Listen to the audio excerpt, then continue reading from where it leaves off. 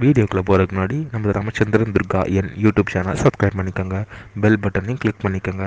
மேலும் இந்த பதிவு பிடிச்சிருந்தால் லைக் பண்ணுங்கள், ஷேர் பண்ணுங்கள், கமெண்ட் பண்ணுங்கள். நன்றி.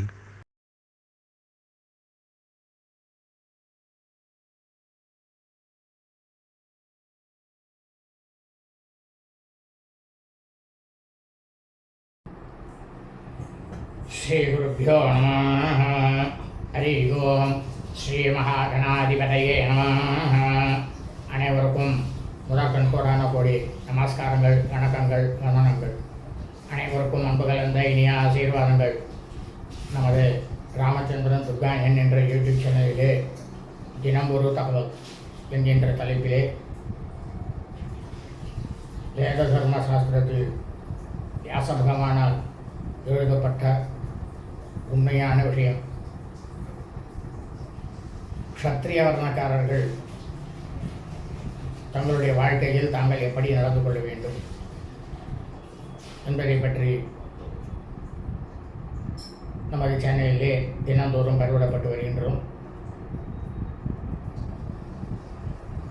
ஆகவே அனைவரும், அதாவது க்ஷத்ரியர்கள் அனைவரும் இந்த பதிவினை ஆரம்பம் முதல் கடைசி வரை முழுவதுமாக பார்த்து அதன் பிரகாரம் தாங்கள் தங்களது தேசத்தை ஆட்சி செய்து கொண்டு பிரஜைகளை காப்பாற்ற வேண்டுமாய் அன்புடன் கேட்டுக்கொள்கின்றோம். ஸ்ரீராமஜெயம். கடந்த சில நாட்களாக வேத தர்ம சாஸ்திரத்தில் வியாச பகவானால் க்ஷத்ரிய வர்ணக்காரர்கள் எப்படி அவர்களுடைய வாழ்க்கையை தினந்தோறும் கடைபிடித்துக் கொள்ள வேண்டும் என்பதை பற்றி ஒவ்வொன்றாக பார்த்து வருகின்றோம். அதாவது க்ஷத்ரியர்கள் என்றால் அரசை ஆளக்கூடிய ராஜாக்கள். இந்த வியாச பகவான் என்ன பண்ணியிருக்கார் அப்படின்னா, இந்த யுகங்கள்லாம் ஆரம்பிப்பதற்கு முன்னாலேயே அவர் எழுதி வைத்து விட்டார். ஒவ்வொரு யுகத்திலையும் எப்படி எப்படி இருக்கும், எந்தெந்த தர்மமானது கடைபிடிப்பா அப்படின்ட்டு. அதில் கலியுகத்தில் இந்த க்ஷத்ரிய தர்மமானது எப்படி இருக்கும்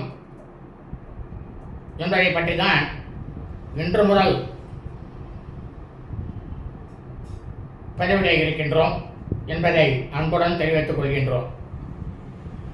அதாவது க்ஷத்ரியர்கள் ராஜாக்கள் கலியுகத்தில் பூலோகம் முழுவதுமே ஆட்சி செய்யக்கூடியவர்கள் ஒரு 5% பேர் கூட இருக்க மாட்டார்கள், மிகவும் கம்மியாகத்தான் இருப்பார்கள் என்று எழுதப்பட்டுள்ளது. யார் ஆட்சி செய்வார்கள்? சூத்ர வர்ணக்காரர்கள் தான் ஆட்சி செய்வார்கள். இதை கிருத்தயுகத்துக்கு முன்னாலேயே எழுதிட்டார். கலியுகத்தில் யார் ஆட்சி செய்வார்னா சூத்ர வர்ணக்காரர்கள் தான் ஆட்சி செய்வார்கள்.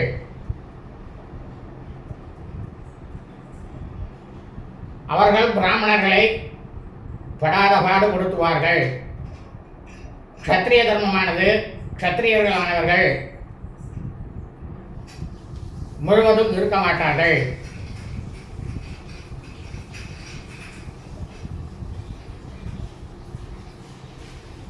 அதே சமயம் கலியுகத்திலே ஆட்சி செய்யக்கூடியவர்கள் இந்த க்ஷத்ரிய தர்மத்தை ஒரு வியாபாரமாக ஆக்கி விடுவார்கள்.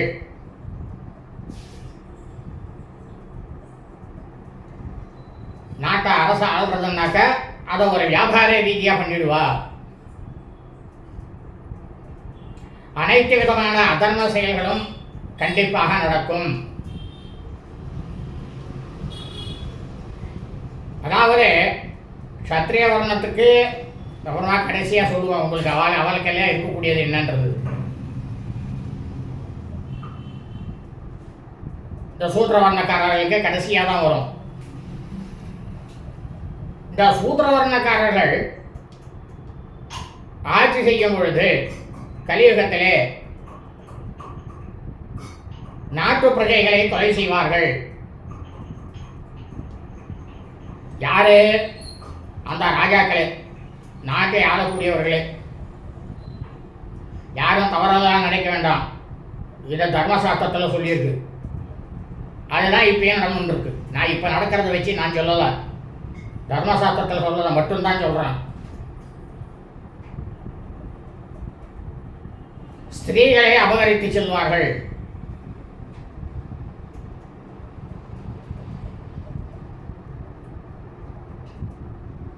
அப்படி ஆட்சி செய்யக்கூடியவர்களை நாட்டு பிரஜைகள்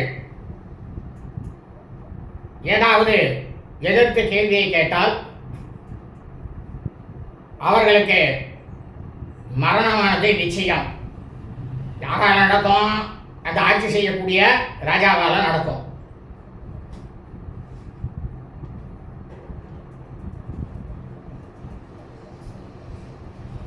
அந்த சூத்திரவர்ணக்காரர்கள் இருக்காரு, அதில் யார் யாரெல்லாம் இருப்பா அப்படின்னா 14,000 ஜாதியில மனிதனால் உருவாக்கப்பட்டது ஜாதிகள். அதில் இந்த சூத்திரவர்ணத்தில் மட்டும்தான் கிட்டத்தட்ட 10,000 ஜாதி இருக்கும். 10,000 ஜாதிகள் உருவாகும். அந்த 10,000 ஜாதிகள் மொத்தமே 14,000 ஜாதிகள். அதாவது பிராமண, க்ஷத்ரிய, வைசிய இந்த 3 வர்ணக்காரர்களுக்கு வெறும் 4,000 மட்டும்தான். ஆனால் சூத்திரவர்ணக்காரர்களுக்கு மட்டும் கலியுகத்தில் 10,000 ஜாதிகள் உருவாகும். அந்த ஜாதிகளை வைத்து அவர்கள் அரசியல் செய்வார்கள்.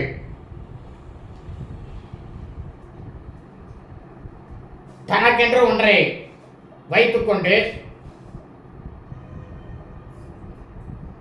ஆட்சி செய்யக்கூடியவர்கள் தான் இருப்பார்கள். மற்ற பிரிவினை சேர்ந்தவர்களை மிகவும் துன்புறுத்துவார்கள்.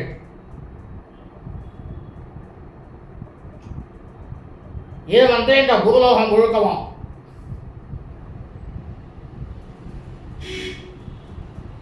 அதே சமயம்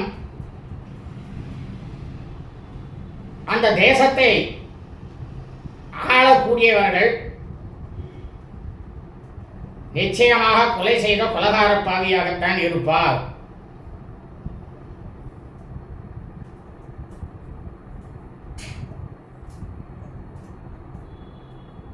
அவருடைய அமைச்சரவையில் இருக்கிறவாலும் அவர்களும் ஏகப்பட்டதான புறம்பான செயல்கள் நிறைய செய்தவர்களாகத்தான் இருப்பார்கள். ஆட்சி செய்யக்கூடியவர்கள் மக்கள் மீது வரியை போட்டு வரிச்சுமையை ஏற்றி அவர்களிடமிருந்து தன்னுடைய சுயநலத்திற்காக அவர்கள் அதை வைத்துக்கொண்டு அவருடைய வாழ்க்கையை நடத்துவார்கள். அது அரசு கருவூலத்துக்கு போகும் கூட சொல்லல. அதில் அவர் அரசு கருவூலத்துக்கு கூட அது போகலாம்.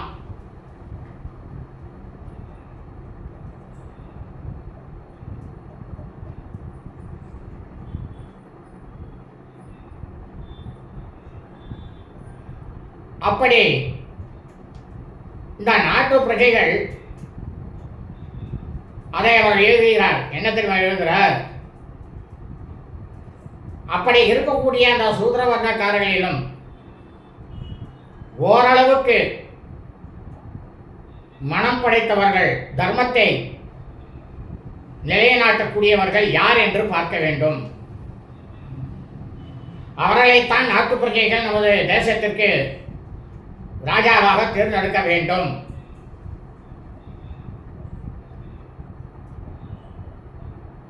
அதை மீறி நாட்டு பிரஜைகள் தேர்ந்தெடுப்பார்களே ஆனால் அவர்கள் இந்த தேசத்தை ஆளக்கூடியவர்களுடைய மூலமாக, ராஜாக்களின் மூலமாக பலவிதமான துன்பங்களுக்கு ஆளாக வேண்டும்.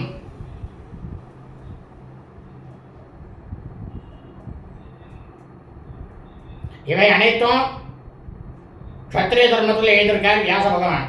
அதாவது மார்க்கண்டேய மகரிஷி இது இவர் ரொம்ப விளக்கமாக எழுதியிருக்கார். ஏன்னா தர்மசாஸ்திரத்தை ரொம்ப விளக்கமாக எழுதின வியாச பகவான் தான்.